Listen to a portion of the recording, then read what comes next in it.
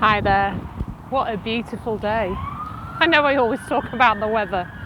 If you can't tolerate videos where people talk about the weather, I can't sit here, can I? Because the sun is shining the wrong way. Sit this side, that's better. Oh, absolutely stunning here today. Absolutely stunning. It's like 15 degrees. It's nearly the end of October, so we're doing all right weather-wise. Very important how we're doing weather-wise, to be fair. Trying to find you a nice bit of greenery to look at. It's better than the houses. Anyway, on with the subject. I'm going to talk about emotions today, which is probably one of my kind of favourite subjects, really, because I think for me there is just so much misunderstanding about emotions, and there's an entire mental illness, I can't call it a mental health movement, there's an entire mental illness movement built on this misunderstanding about emotions, that they are problematic, something to be resolved, that they're something personal to us, and the fear of them, the fear of the emotions is absolutely massive. So I want to start today really by, helping you hopefully to just get some level of understanding of an emotion and what emotions are, which I hope will start to help you to see why they're not a problem. And I guess this video is based on one of my favourite quotes, which is, if the only thing that people learn was not to be afraid of their experience, that alone would change the world. That's a quote from Sydney Banks, who was the enlightened guy who originally came up with the thing called the 3 principles, which used to be the main focus of what I talk about, but I would say I've kind of mixed it up a bit now with other things. But all the things I talk about are based on this kind of inside out understanding, where what we're saying is that whereas what the world is saying is that there's all these things out there that make you feel things, or there's all this stuff going wrong with people on a chemical or genetic or kind of biological level. That means that we now have lots and lots of people. I mean, the statistics of how many people are actually on medication for things like anxiety and depression are just, I don't have them to hand, but they are quite bad, quite high, let's say. Let's not bad or good it or judge it, but just it's high. There's a lot of people struggling with their emotional state, really. So the first thing to know about an emotion, and I hope you've probably seen this for yourself, but I hope that when you come away from this video, you give yourself a little bit of an opportunity to explore the seeing of this, and that is that all emotions are transient. That they're just like, let's do a quick flick at there's this cloudy sky, or lightly clouded sky, got lots of blue today. They are like those clouds, which, if I watch them a little bit, I can see that they are moving slightly with the breeze. That's your psychological system is just the same as that. Your emotions, your thoughts are passing through. They are transient. They don't stay put. But the problem is that for many of us, because we've been told that some of our emotions are wrong, they've been demonized basically. Often the minute we do experience them, we get very caught up in them, I guess it's a funny word, I'm not really sure about that phrase, but we become very attentive to them, we become very focused on them, and then they don't pass so easily. They seem to be hanging around. They're not. It's a flow still. It's a flow. You're not in the same anxious feeling all the time. It's moving all the time. It can't not move like that. You can't stop it moving. You can just perceive that it's not moving because you're thinking a lot about that particular feeling. So that's the first thing, they're transient. And the second thing is to really understand what is going on within your system. So anxiety is a great example because it's one that I think it's probably easier to talk about because it's based on fear. There's a system in our body that is meant to get our body ready for fight, flight, freeze, fawn, whatever, to get our body ready to get us out of danger. And that system is mostly unused. So most of us don't experience real life danger for very long times. Like, when was the last time you were actually in danger?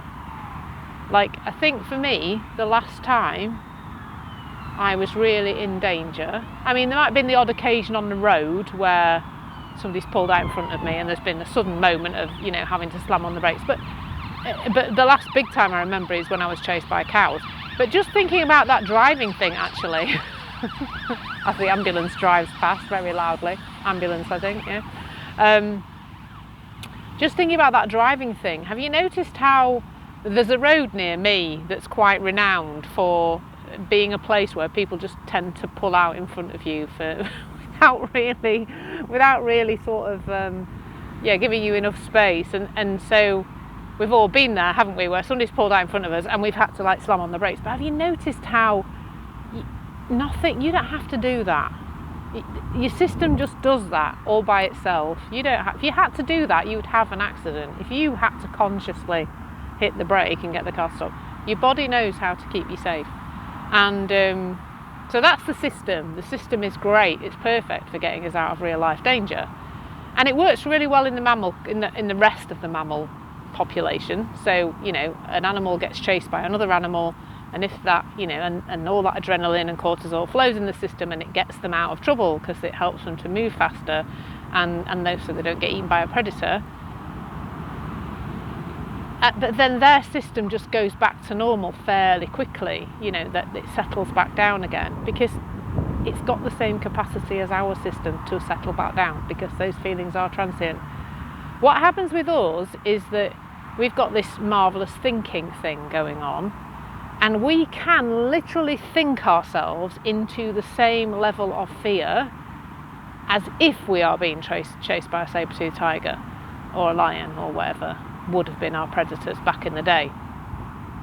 And it really is seeing that it's not, so I used to deal a lot when I was a hypnotherapist. I used to deal a lot with fear of flying. That was a massive part of my work. I got quite good at it, at helping people with that. And the people I helped, most of the time they were already in a really anxious state weeks before the holiday. I had one woman whose husband actually messaged me and said, "Thank you so much for helping my wife, because she used to be so foul-tempered in the run-up to the flight.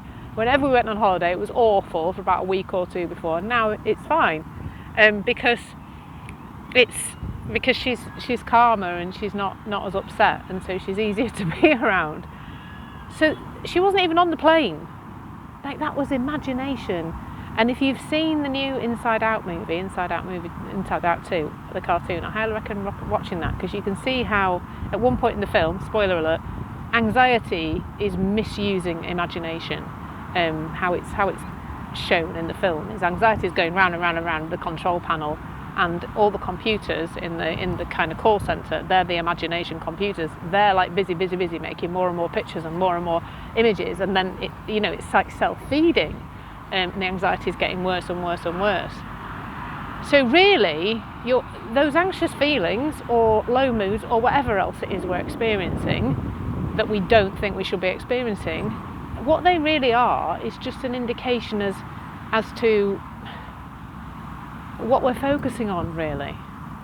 What our perspective is on something, which is why, I've heard stories about, people going into difficult situations, and half those people come out of that difficult situation, transformed in a positive way, and the other half come out with really serious, post-traumatic issues and things like that.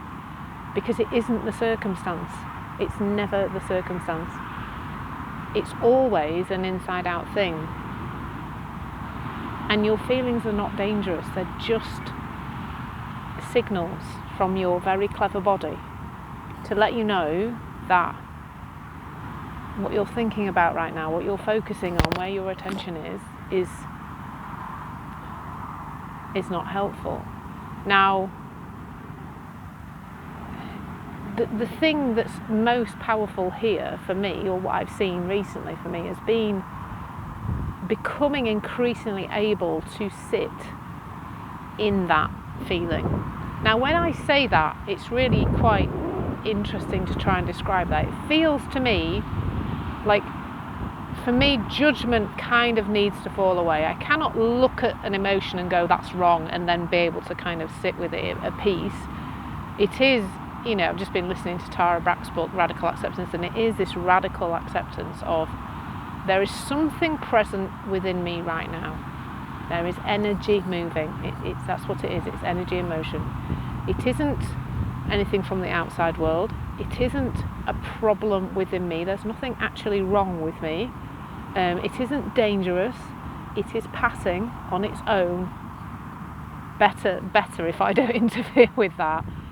And I'm safe. Like, it's just something about feeling this sense of it being okay. And I've seen myself, and I've heard this from other people who share this, who have found themselves able, after a time of being around this understanding, have found themselves able to sit in panic. I had an experience of that just a few months ago where my whole body was absolutely revved up with anxiety and everything, jelly knees and angry, furious butterflies in my stomach, and my hands shaking, my whole body with that energy moving around, and it being okay to sit in that, it not feeling like it was dangerous. And I really do think that this is powerful, because I think as we go through life, and we go through life's ups and downs, which of course are inevitable, can't escape ups and downs, it's knowing that that's okay too. Like the emotional ups and downs, which is really what we're trying to avoid, isn't it? It's okay. We're supposed to do that. We're supposed to go up and down. We're not supposed to be one thing all the time. So hopefully that was helpful. I think it's just seeing that society has built emotions up to be horrible, dangerous, means you've got something wrong with you, and that just fundamentally is not true. And that the more we look in that direction, the more ease we have around our emotional experience. I can feel the breeze blowing on me right now, and it's okay. Like, what if our emotions just were as, we could be at ease with them, like the breeze blowing. It's just blowing past me, it's blowing through me. It's always moving, always changing. Same with the clouds. Like, the clouds have built a little bit since we started talking. It's okay. It won't be okay, I don't think, if I don't go inside, because I think looks like it might rain. So I'm going to end that now. It's a bit longer than normal, today's, but yeah, I really hope you find that helpful. And as you know, in the Thriving Woman approach, this is what we're about. It's a massive part of what I'm about on this journey, is helping you to move towards that space where your emotional experience is no longer ruling the roost. Because sometimes it can feel like that, it can feel like you've got some demented toddler who's in charge of everything. And nobody needs to be run by a demented toddler. You might actually have one. You don't need one inside you as well. So please reach out if you'd like to explore some more about that. Okay, take care, lots of love. Thank you so much for watching.